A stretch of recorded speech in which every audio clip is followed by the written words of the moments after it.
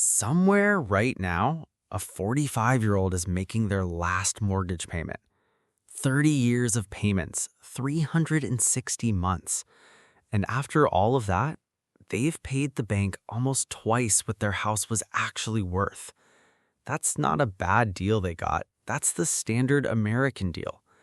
And the person who bought the same house 10 years earlier using a different debt strategy is now completely financially free.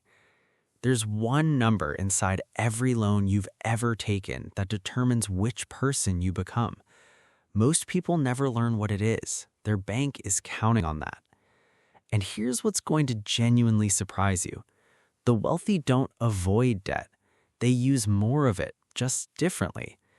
In the next 10 minutes, I'm going to show you exactly how debt either builds your wealth or destroys it, and the 3 moves that put you on the right side starting this week. You probably think about debt one of 2 ways. Either it's necessary evil, something you manage and minimize, or it's a trap you're trying to escape from right now. Neither of those framings is completely wrong, but both of them are missing the most important piece. You've never been taught the difference between debt that costs you money and debt that makes you money. School didn't cover it, your parents probably didn't know either, and the financial system has a strong interest in keeping you confused. According to the Federal Reserve's 2025 Household Debt Report, the average American household carries $82,000 in non-mortgage debt. Credit cards, car loans, student loans, personal loans. $82,000 right now, sitting on your balance sheet. And almost none of it is working for you.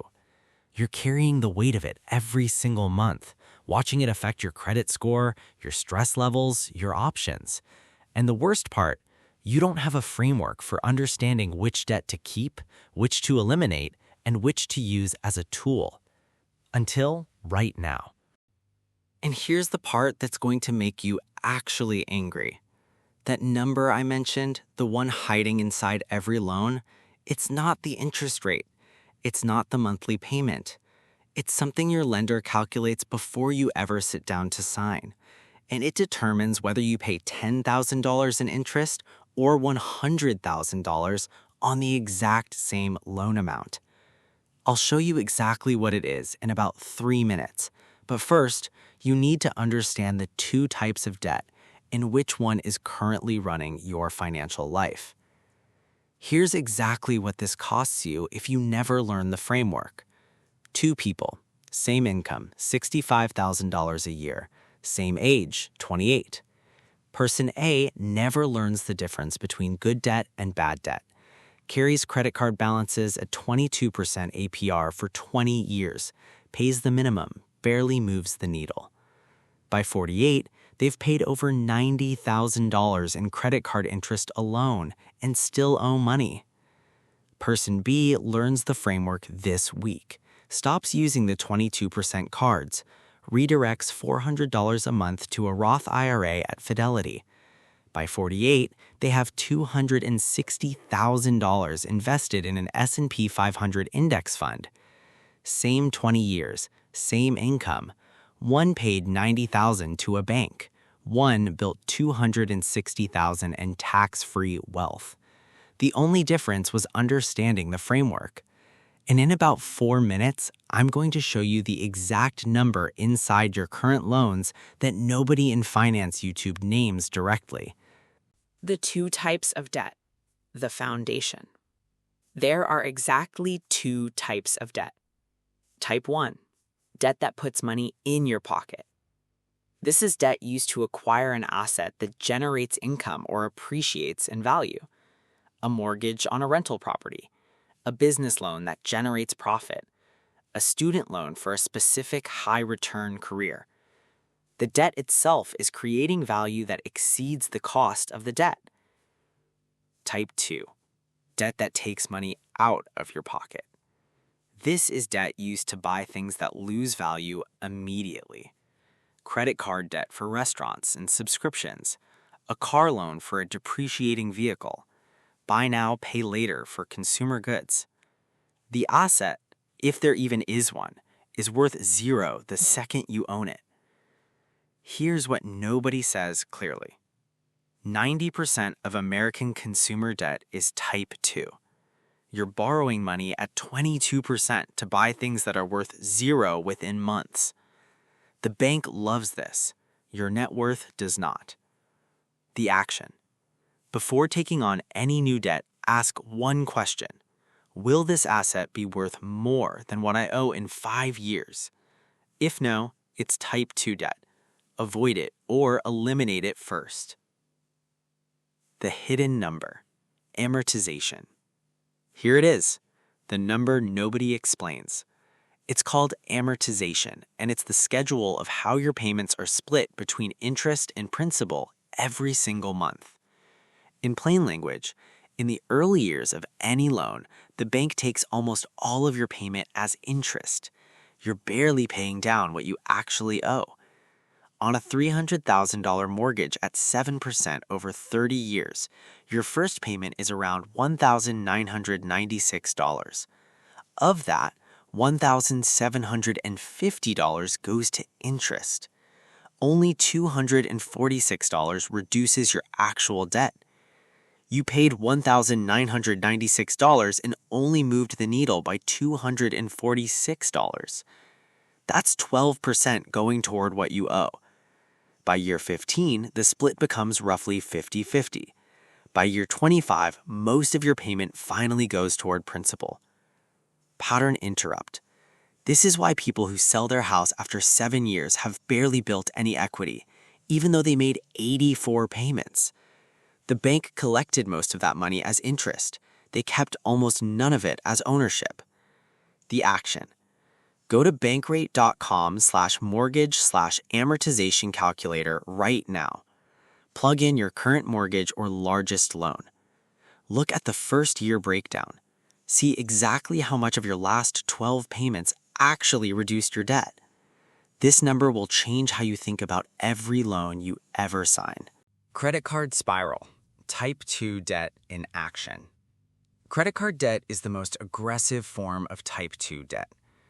22% APR, sometimes 29% or higher, and it compounds monthly, not annually. Here's what that means in real numbers. You carry $3,000 on a credit card at 22%. You pay the minimum every month, roughly $60. It takes 14 years to pay off. Total interest paid, over $2,200. You borrowed $3,000. You paid over $5,000 for stuff you already consumed. The action? Go to nerdwallet.com/article/finance/debt payoff calculator. Enter your current balances and rates. See your exact payoff date and total interest at minimum payments. Then change the monthly payment amount and watch what happens. Paying $150 a month instead of $60 cuts that 14-year payoff to 25 months and saves you over $1,500 in interest. One number change, completely different outcome. Stay with me. The next section is the one that turns everything we just covered into an actual wealth-building strategy. The debt waterfall, the exact order. Most people attack debt randomly. They pay extra on their car loan because the payment is annoying, or they focus on their smallest balance because they want a win. Neither of those is optimal. The mathematically correct order is called the avalanche. Step 1. List all your debts by interest rate. Highest rate first. Step 2. Pay minimums on everything except the highest rate debt. Step 3. Put every extra dollar towards the highest rate debt until it's gone. Step 4. Take the payment you were making on the first debt and roll it entirely into the next highest rate debt. Step 5. Repeat until all type 2 debt is eliminated. A 2024 study by the National Bureau of Economic Research found that the avalanche method saves the average American household over $4,000 in interest versus the debt snowball method. Same income, same total debt. $4,000 more in your pocket, just from the order of payments. The action? Open a spreadsheet or use undebtit.it. It's free. Enter all your debts with balances and rates. It generates your exact avalanche payoff schedule automatically. Print it, put it somewhere visible. That schedule is your roadmap out. Using Type 1 debt as a wealth tool. Once Type 2 debt is eliminated, the strategy flips completely.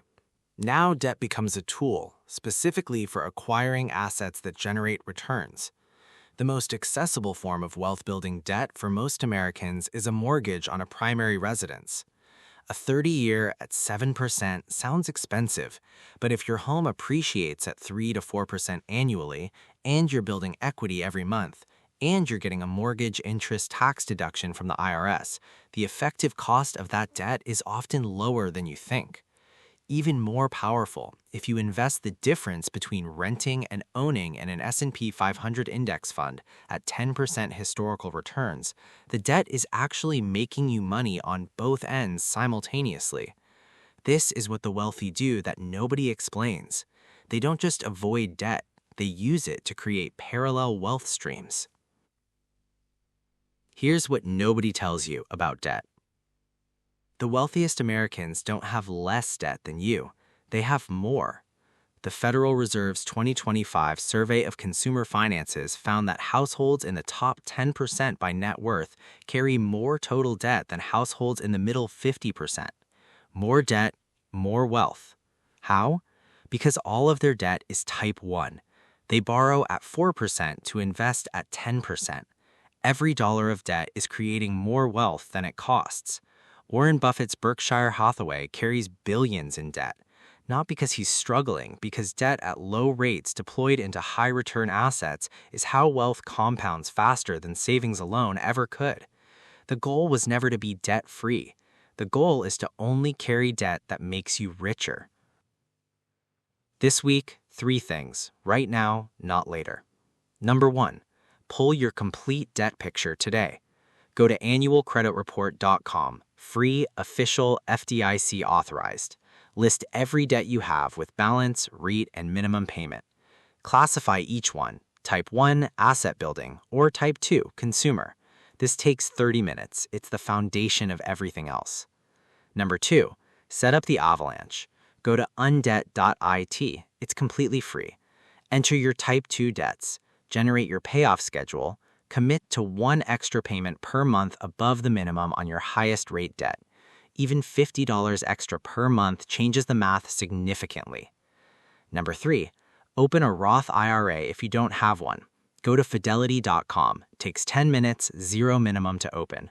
Search for FSKAS, Fidelity's Total Market Index Fund. Even while you're paying off debt, contribute something.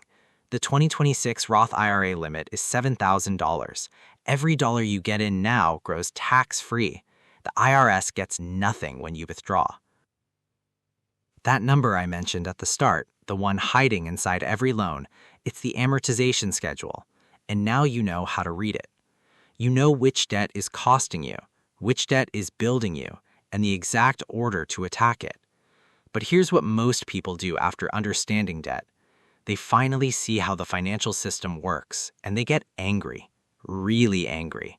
Why everyone hates Wall Street. That's the next video.